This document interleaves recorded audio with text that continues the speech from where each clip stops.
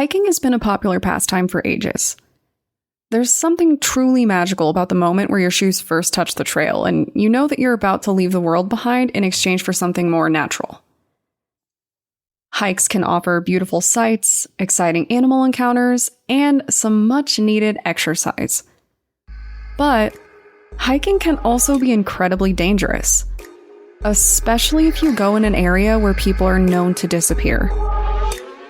And you head out alone.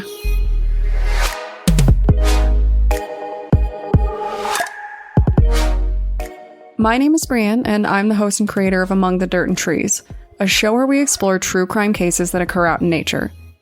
In today's episode, we're going to discuss the disappearance of Paula Welden, an 18-year-old young co-ed that disappeared in 1946 while on a hike in a part of Vermont known as the Bennington Triangle. Before we jump too far into Paula's story, I want to take a little bit of time to discuss the Bennington Triangle. The Bennington Triangle is a name given to an area in Vermont by an author who noted the long list of disappearances from that particular region.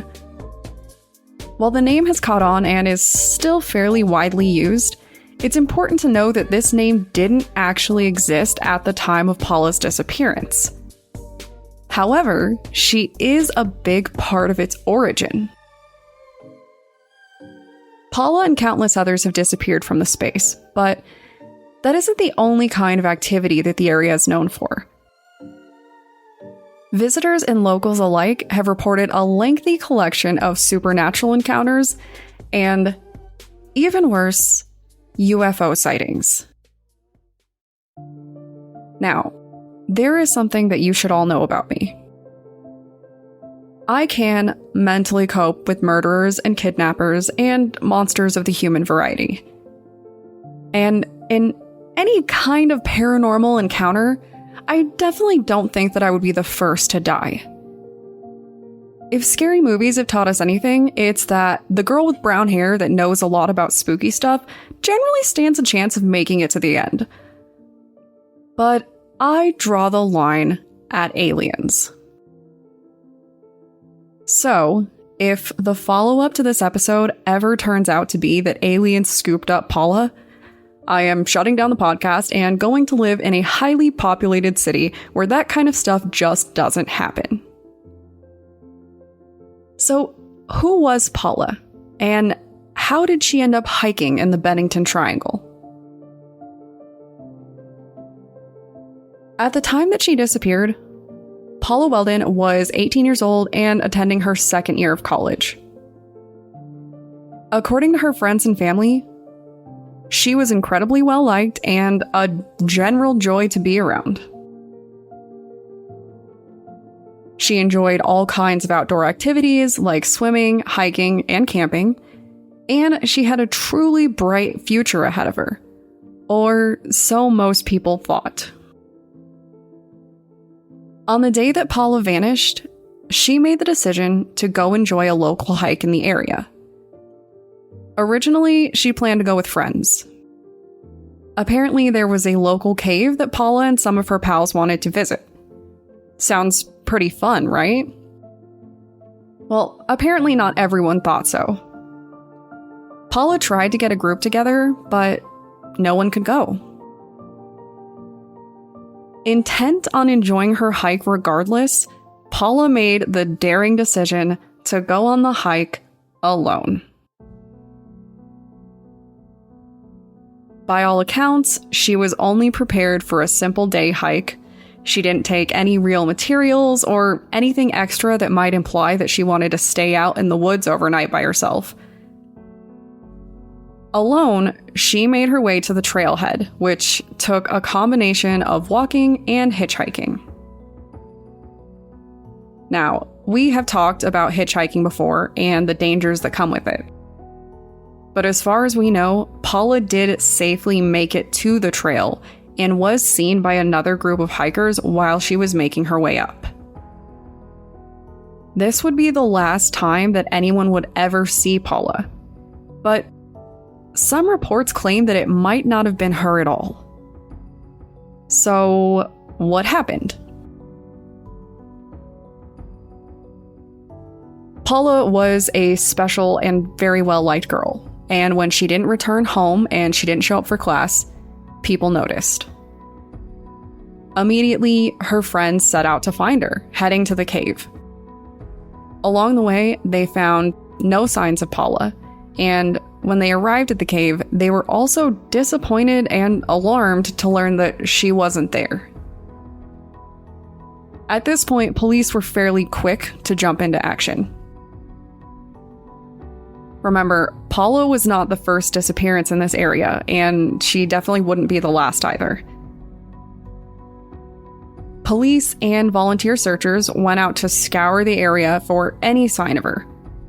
They had over 500 people in total, but not one piece of evidence was found, even with all those eyes and a huge search radius.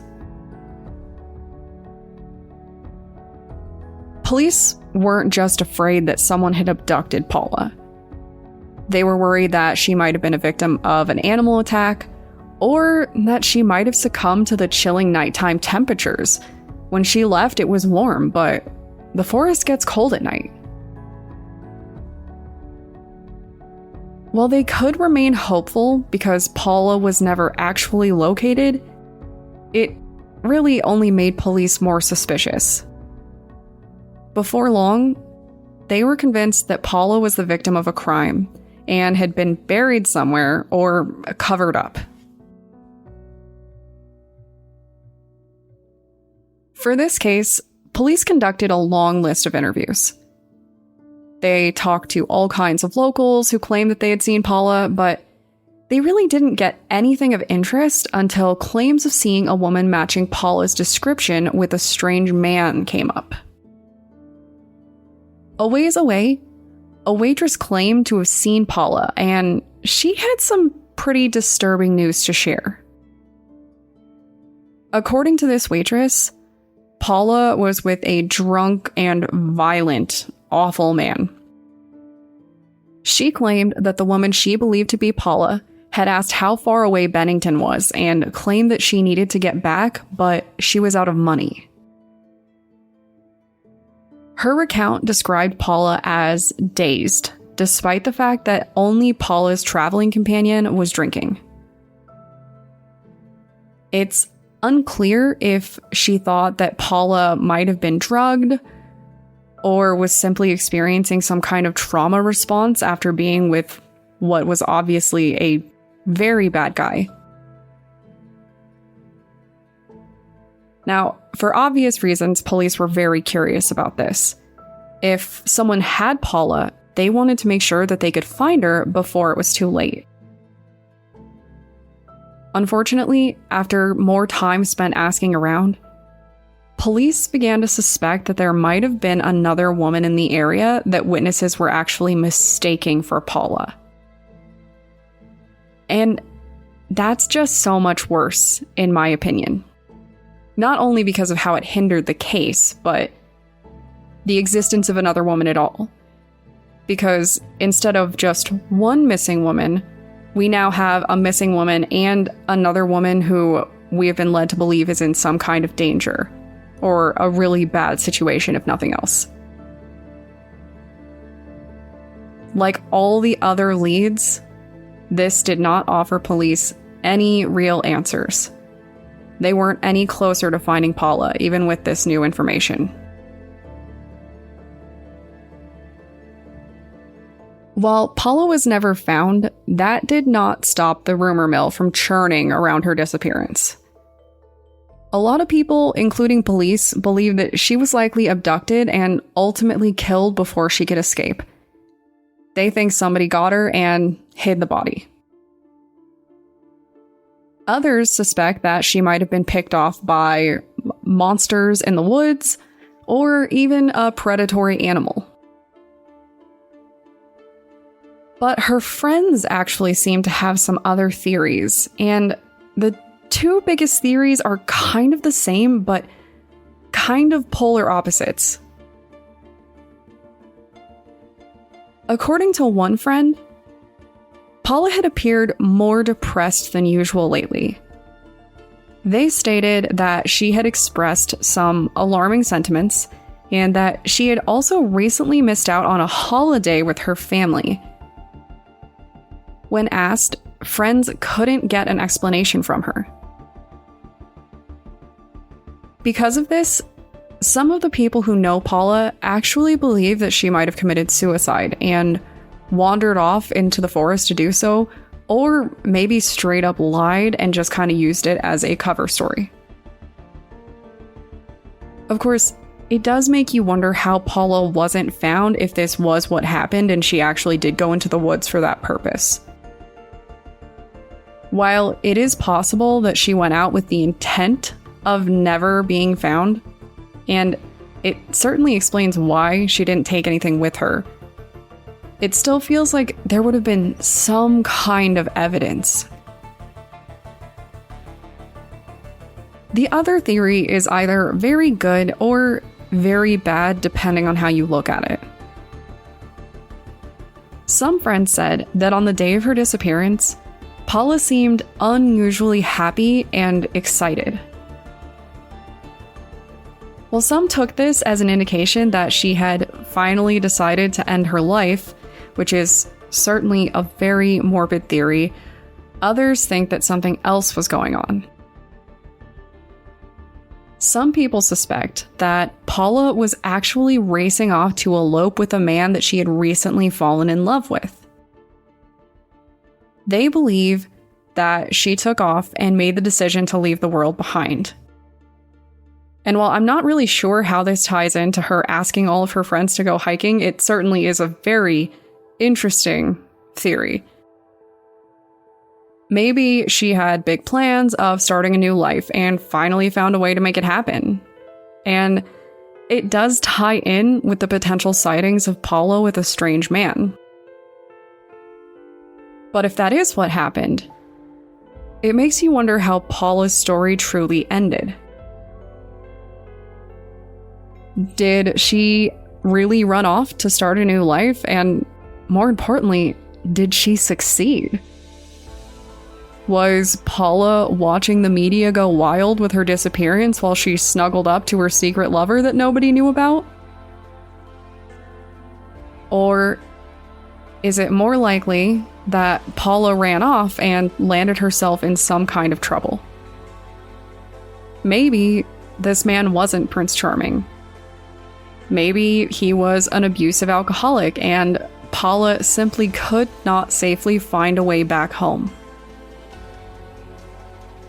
Or maybe she was tricked. At only 18 years old, during a point in time where women were more sheltered than ever, did Paula fall for the wrong man and walk her way into someone's dangerous trap? More importantly, was it aliens? Unfortunately, this is one of those cases where we will probably never know. And I hope it reminds you that hiking alone can be more dangerous than a sprained ankle or a mild animal confrontation. There are a lot of bad people in the world, and they tend to appreciate the anonymity that nature offers.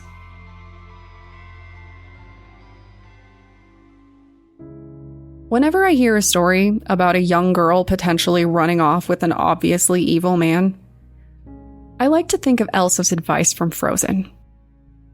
You can't marry a man that you just met.